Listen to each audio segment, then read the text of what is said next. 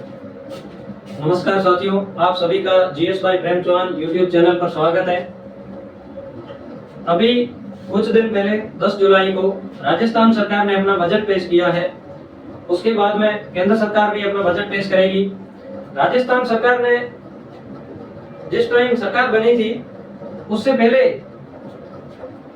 जिस टाइम केंद्र सरकार बनी नहीं थी उससे पहले ही राजस्थान सरकार ने जिस टाइम दिसंबर 2023 में स्टेट गवर्नमेंट का गठन हुआ था, देश में आचार संहिता लगी हुई थी क्योंकि लोकसभा के चुनाव नहीं हुए थे।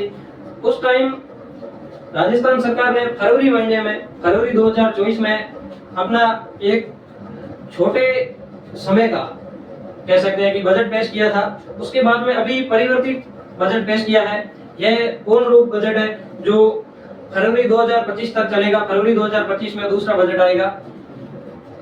पहले भी हमने इसके बारे में वीडियो बनाया था कि बजट कौन से आर्टिकल में है, कैसे है और इस बजट कैसे पेश किया जाता है, कौन सा बजट शब्द संविधान में है या नहीं है, उसके बारे में हमने पढ़ा था। आज हम नॉर्मल पढ़ेंगे क्योंकि हमारा देश, हमारा स्टेट कृषि प्रधान है। कृषि के क्षेत्र में सरकार के द्वारा क्या घोषणाएं की गई है, किसानों को क्या किन योजनाओं का लाभ दिया जा रहा है, कौन सी नई योजनाओं की घोषणा की गई है, उनके बारे में जो 10 फरवरी 2024 को जो बजट हुआ था उस टाइम भी किसानों के लिए घोषणाएं हुई थी। अभी जो परिवर्तित बजट जुलाई को पेश हुआ है, जुलाई 2024 में, इसमें किसानों से संबंधित जो घोषणाएं हुई है उनके बारे में हम पढ़ेंगे। इस सेशन को हम शुरू करते हैं। सबसे पहले जो मुख्य रूप से सिंचाई से संबंधित, सिंचाई किसानों के लिए, किसानों को सिंचाई की सुविधा देना बहुत ही जरूरी है जिससे उत्पादन में बढ़ोतरी हो सके। सबसे पहले सरकार के द्वारा ईआरसीपी प्रोजेक्ट जो पूर्वी राजस्थान नहर परियोजना अंतर्गत करके जो विकास कर रही है, चंबल और उसकी सहायक नदियों पर बांध बनाकर, और उस टाइम 13 जिले थे, अभी जो 50 जिले बढ़ाकर कर दिए गए हैं, जिलों की संख्या भी 22-23 हो गई है। इन 22-23 जिलों में सिंचाई की सुविधा और पेयजल की सुविधा को विकसित करने के लिए ईआरसीपी पूर्वी राजस्थान नहर परियोजना के लिए 9,600 करोड़ रुपए की घोषणा की गई है। यमुना जल समझौता हुआ था हरियाणा और राजस्थान सरकार के बीच में। हरियाणा में हथिनी कुंड बैराज बनाकर वहां से जो पूर्वी राजस्थान के भरतपुर, अलवर, डीग और कोटपुतली, बेरोड, जयपुर वाला यह क्षेत्र है, और इधर का जो सीकर वाला कुछ शेखावाटी का इसमें एरिया आएगा। हथिनी कुंड बैराज बनाकर वहां पर जो राजस्थान में पाइपलाइन के द्वारा जल जाया जाएगा। एक पाइपलाइन डाली जाएगी, उससे राजस्थान में जल आएगा, उससे जो पेयजल और सिंचाई की सुविधा होगी। मेज नदी तंत्र और बांध निर्माण, इसके लिए 1300 करोड़ रुपए की घोषणा हुई है। मेज नदी पर बांध बनाकर और उसकी जो सहायक नदियां हैं उन पर बांध बनवाकर सिंचाई की और पेयजल की सुविधा का बढ़ोतरी की जाएगी। आईजीएनपी इंदिरा गांधी नहर परियोजना, इसके लिए 1430 करोड़ रुपए, 1430 करोड़ रुपए की घोषणा की गई है। आईजीएनपी की जो नहरें हैं उन नहरों का पुनर्निर्माण किया जाएगा, खालों का पुनर्निर्माण किया जाएगा और पानी की व्यर्थ ना हो उस विधि से कार्य किया जाएगा। और आईजीएनपी पर ही एक स्काडा सिस्टम लगाया जाएगा। ये एक विदेशी टेक्नोलॉजी है जिससे पूरा पानी जिस क्षेत्र पर, जिस जगह पर, जिस हेड पर, जिस गेट पर नहर में कितना पानी प्रवाहित होना चाहिए उतना चल रहा है या नहीं चल रहा है। ये एक मोबाइल एप्लीकेशन है, इससे एनी टाइम इसको हर 15 मिनट के दौरान अपडेट करते रहेंगे कि इस जगह पर इतना पानी चल रहा है, जिससे किसानों को आसानी से जानकारी मिल सके कि पानी नहर में कितना चल रहा है, कितना हमें मिल सकेगा। कृषि विकास कोष, एक कृषि विकास के लिए संपूर्ण रूप से जो कृषि है, कोई भी हो, चाहे बागवानी हो, खरीफ हो, रबी हो, कोई भी फसलें, उनके विकास के लिए एक 650 करोड़ रुपए का एक अलग से बस एक कोष बनाया गया है। इसमें कृषि विकास के कार्य किए जाएंगे, कृषि सुधार के कार्य किए जाएंगे, इसमें रिसर्च एंड डेवलपमेंट के जो R&D के कार्य है वो भी किए जाएंगे। इसके अलावा जो किसानों को सीधे सीधे क्या लाभ मिलेंगे, कि जिस प्रत्येक किसान को लाभ मिला है, यह तो एक सभी किसानों को मिलेंगे, उस क्षेत्र में रहने वाले सभी जो जनता है उनको पेयजल के लिए मिलेगा, जो किसान नहीं है उन्हें भी इनका लाभ मिलेगा। सबसे पहले 5000 किसानों को डिग्गी निर्माण के लिए, खेतों में जो फार्म बॉन्ड होते हैं उनके निर्माण के लिए एक साल में, इस जो जुलाई 2024 से लेकर फरवरी 2025 तक, इस एक वित्त वर्ष में 5,000 किसानों को डिग्गी निर्माण के लिए जो अनुदान राशि होती है वो दी जाएगी। लगभग एक डिग्गी निर्माण के लिए जनरल को 3 लाख रुपए और उसके अलावा जो लघु किसान है या SC ST कैटेगरी के किसान है और जो साथ में SC ST की महिलाएं हैं उनको लगभग 3.5 लाख रुपए दिए जाते हैं, 3,50,000 रुपए। PM कुसुम योजना, प्रधानमंत्री जो सोलर योजना, खेतों में जो सोलर पंप लगे हुए, सोलर सेट लगे हुए, सोलर प्लेटें लगी हुई है, उस योजना को सरकार ने एक टारगेट दिया है कि 2027 तक हम लगभग सभी किसानों को सोलर पंप देंगे और उनको दिन में ही अपने खेत में फुहारे चलाकर सिंचाई करने की सुविधा करेंगे।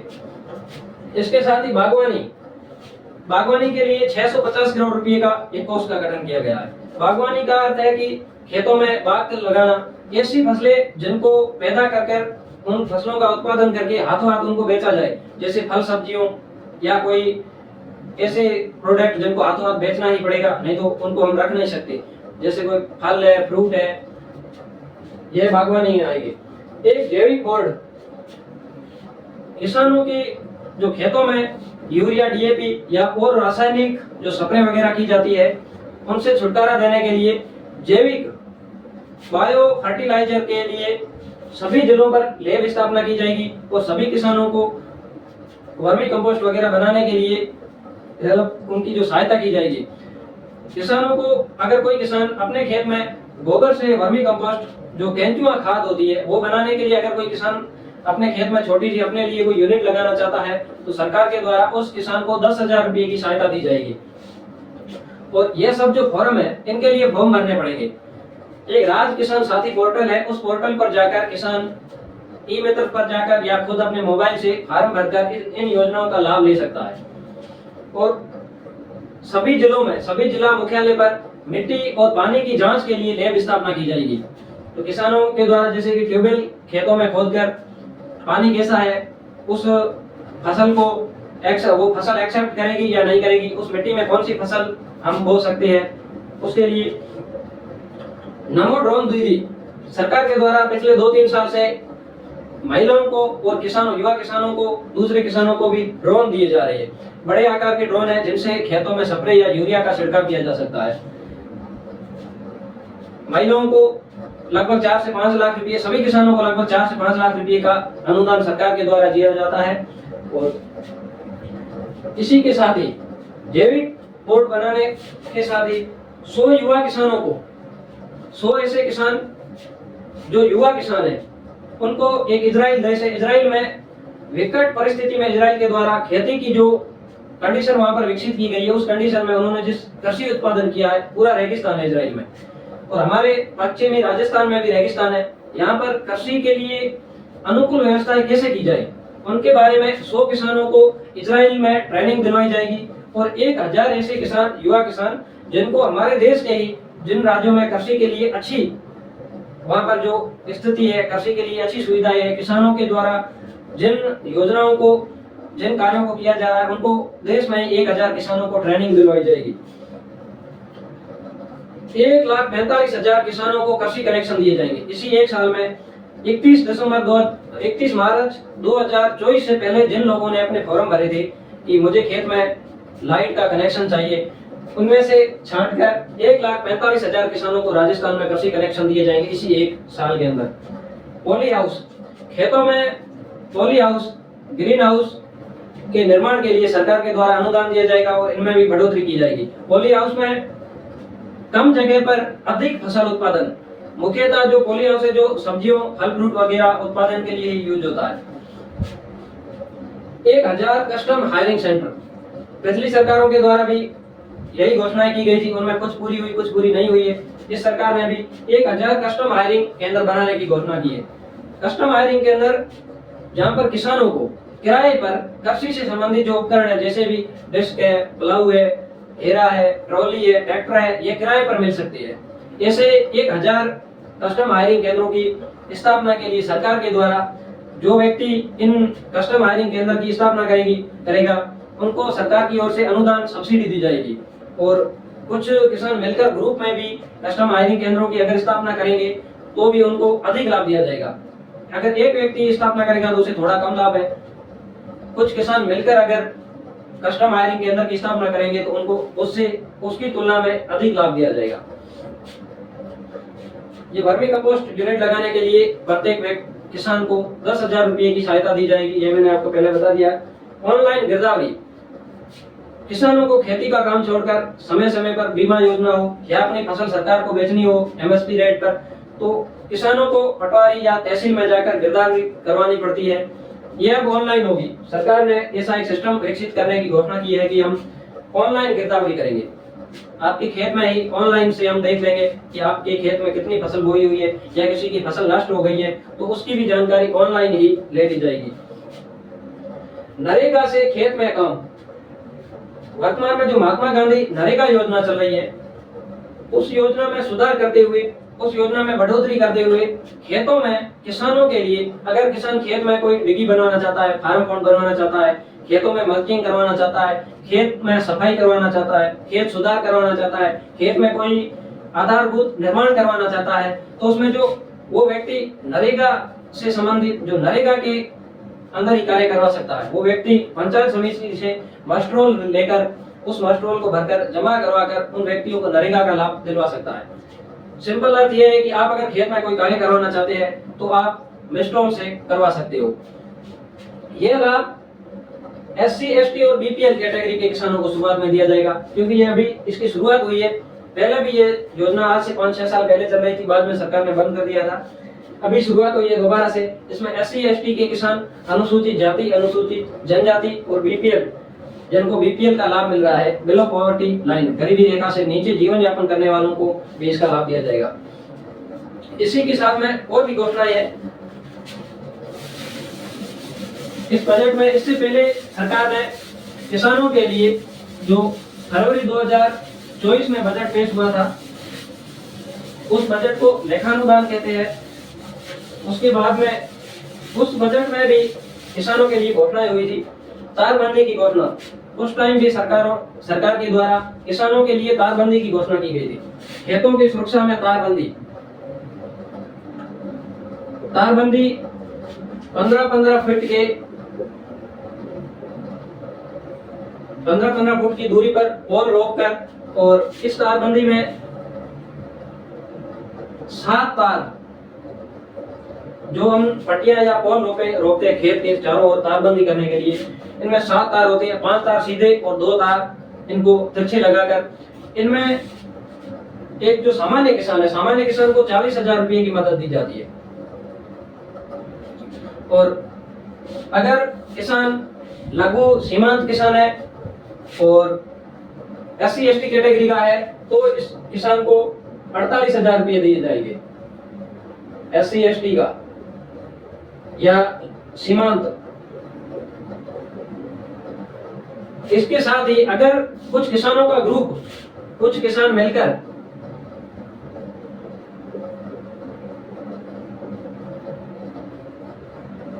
अगर कुछ किसानों के पास में अगर थोड़ी थोड़ी कृषि भूमि है, तो 5-7 किसान मिलकर अगर खेतों की तारबंदी के लिए योजना में अप्लाई करेंगे, तो उनको सभी को मिलकर 56,000 रुपये दिए जाएंगे।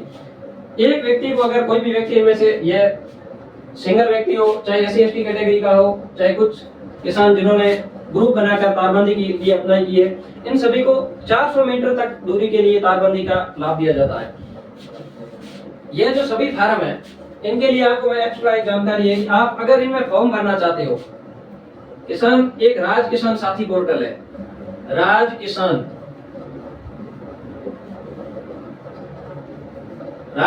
साथी पोर्टल है। अगर कोई किसान उसमें जानकारी लेना चाहता है कि इसमें क्या क्या डॉक्यूमेंट लगेंगे, क्या इसकी प्रोसेस है, तो इस पोर्टल पर ही अप्लाई होगा और इस पर अच्छे से जानकारी मिल सकती है। कोई भी किसान इस पोर्टल के माध्यम से किसानों से संबंधित कोई भी योजना हो, उसका लाभ ले सकता है। एक और सरकार ने घोषणा की है कि नई मंडी की बनाएंगे,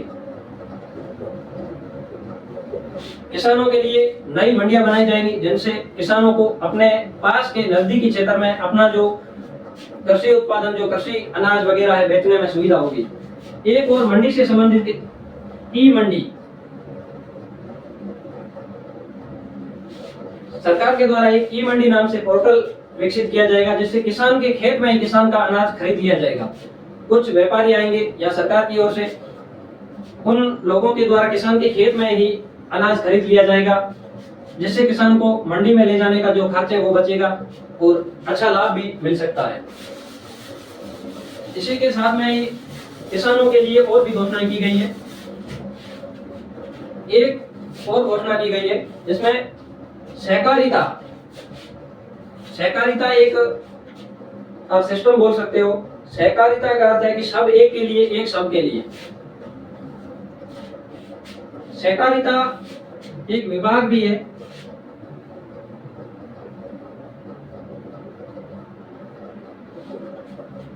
सहकारिता में सरकार के द्वारा एक अभी घोषणा की गई, इन्होंने एक इसका सहकारिता कोष बनाया है। इसमें 23,000 करोड़ रुपए,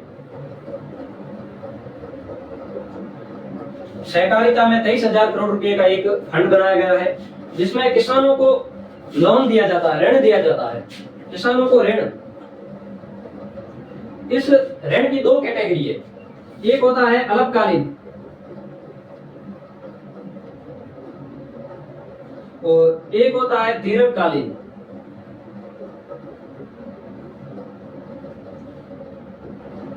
अल्पकालीन का अर्थ है कि छोटे समय के लिए, कुछ छोटे समय के लिए आपको लोन दिया जाएगा, कम समय के लिए, जैसे कि आपको 1 साल में इस लोन को पूरा भरना है, चुकाना है। दीर्घकालीन होता है 5, 7 साल, 10 साल के लिए आपको लोन।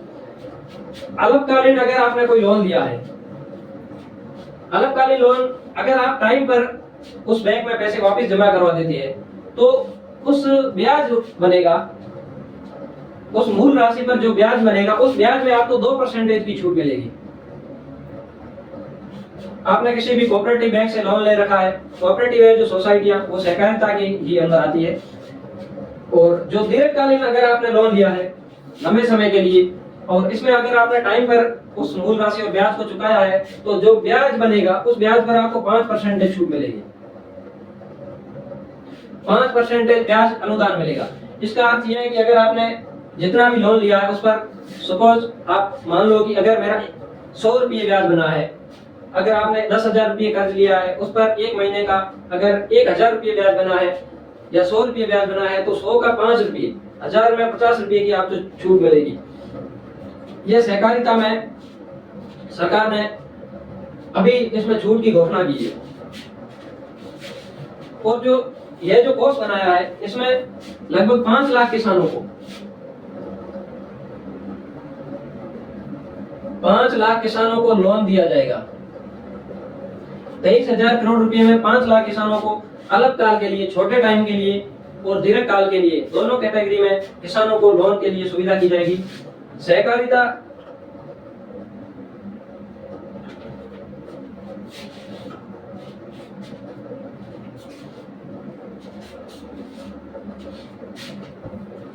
और इसके साथ ही सरकार ने 500 FPO, फार्मर प्रोड्यूसर ऑर्गेनाइजेशन, किसानों का एक संगठन होगा। किसानों के 500 नए संगठन बनाए जाएंगे जिसमें किसान अपनी फसल उत्पादन करेंगे, अपने तरीके से उसको बेचेंगे। अगर खुद प्रोसेसिंग करना चाहते हैं तो उस यूनिट लगा सकते हैं। इसके लिए किसानों को जैसे कि कोल्ड हाउस या कोई भी ऐसा जहाँ पर फसल को स्टोरेज करके रख सकते हैं, गोदाम के निर्माण के लिए, कोल्ड स्टोरेज के लिए सरकार के द्वारा 5 करोड़ रुपए की सहायता दी जाती है।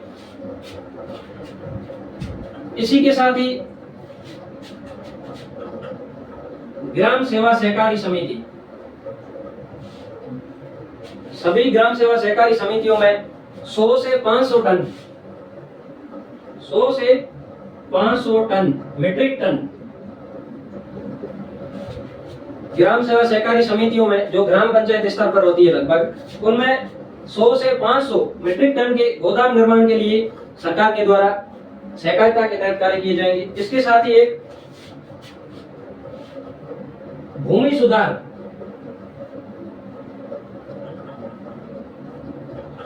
सुधार के कार्य के लिए सहकारिता जो कोऑपरेटिव बैंक है उनके द्वारा 100 करोड़ रुपए का एक कोष बनाया गया है। 100 करोड़, जो मैंने आपको पहले ई मंडी बताई थी, ई मंडी जिसमें किसान के खेत से ही फसल खरीद ली जाएगी, वो भी सहकारिता के तहत ही उनकी स्थापना की जाएगी ई मंडी की भी। ई मंडी एक पोर्टल है, सरकार के द्वारा एक ऑनलाइन पोर्टल का निर्माण किया गया है, जिसमें किसानों की जो फसलें हैं वो खेत से ही खरीदने के लिए इन्होंने व्यवस्था की है। पशुपालन, कृषि से संबंधित एक किसानों के लिए पशुपालन, जो प्रत्येक व्यक्ति किसान है, खेती किसानी करता है, उसके पास पशुपालन अवश्य होता है।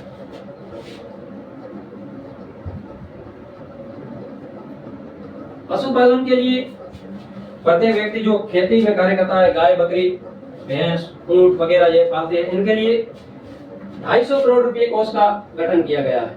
250 करोड़। एक 250 करोड़ रुपए के कोष का निर्माण किया गया है, जिसमें किसानों को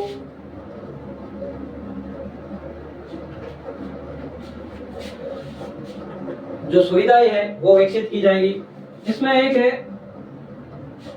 मंगला पशु बीमा योजना।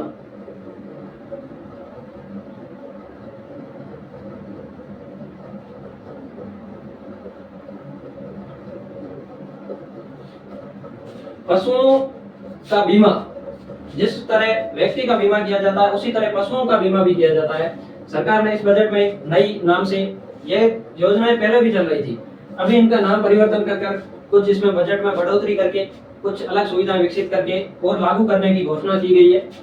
मंगला पशु बीमा योजना में इन्होंने अभी तक बजट पास हुआ है, इसके नियम आए नहीं है, क्योंकि नियम धीरे धीरे आएंगे, कितने किसानों को मिलेगा, क्या मिलेगा, लेकिन जो मोटे मोटे तौर पर घोषणा हुई है उनके बारे में ही सिर्फ अभी बजट में बताया गया है।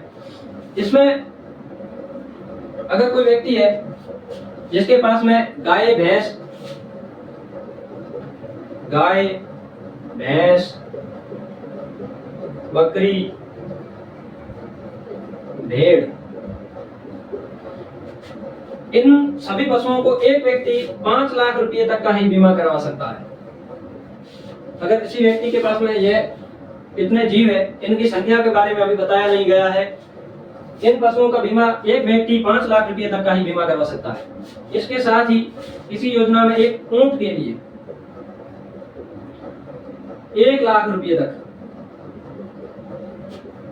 एक व्यक्ति को 1 लाख रुपए तक ही ऊंट संरक्षण के लिए ऊंट के बीमा दिया जाएगा। बीमा अगर किसी पशु में भयंकर बीमारी आ जाए, या बीमा फसलों का भी होता है, अगर फसलें नष्ट हो जाएं तो सरकार के द्वारा या किसी कंपनियों के द्वारा बीमा करवाकर एक आपको सिक्योरिटी दी जाती है कि आपको इतनी आपकी जो लागत है किसानों के ऊपर उसका भार ना पड़े, इसलिए इन योजनाओं की घोषणा की जाती है। इसी के साथ ही अगर कोई किसान है या कोई भी व्यक्ति है ऊंट पालन करता है, ऊंट पालन, और ऊंटनी का जो छोटा बच्चा है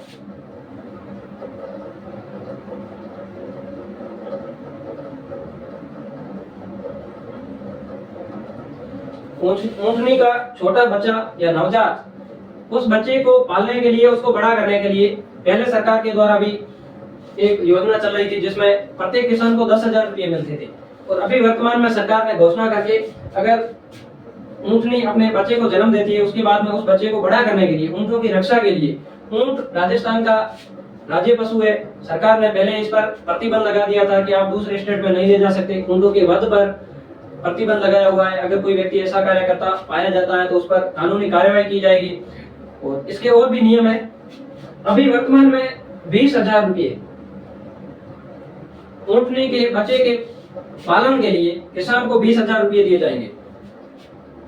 और अगर कोई भी ऐसा पशु, गाय हो चाहे ऊंट हो, उनको कृत्रिम रूप से जो गर्भाधान के लिए सरकार ने शॉर्ट जो सीमन बैंक है वहां पर किसानों को जो अनुदान मिलता था, तो कृत्रिम रूप से गर्भाधान के लिए पहले 50% जो अनुदान मिलता था, वर्तमान में उसको बढ़ाकर 75% कर दिया गया है। जैसे अगर एक टीके की कीमत 100 रुपये है तो पहले 50 रुपये किसान को या किसी व्यक्ति को देने होते थे और 50 रुपये सरकार उसका वहन करती थी।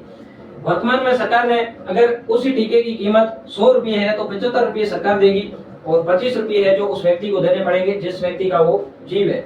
इसी के साथ ही जिन जगह पर डेयरी की स्थापना की गई है, डेयरी मिल्क प्रोसेसिंग यूनिट, दूध के लिए जो प्रोसेसिंग यूनिट लगी है, उनको और अधिक आधुनिक किया जाएगा। पाली राजस्थान में ऊंटनी के दूध का जो पाउडर बनाने का और अन्य पशुओं के दूध का भी जो पाउडर बनाने का जो यूनिट है उस प्लांट को भी आधुनिक किया जाएगा। उसके लिए 93 करोड़ रुपया जो दिए गए हैं। और जो दूसरी जगह पर जो जैसे कि उर्मुल है, सरस्ट एरिया है जो सरकारी है, उनको विकास के लिए 100 करोड़ रुपए के बजट की घोषणा की गई है। आज हमने सिर्फ किसानों से संबंधित बजट के बारे में पढ़ा है। इस बजट को हम पूरा पढ़ेंगे, अलग अलग कौन सी घोषणाएं हुई है। आप सभी का धन्यवाद।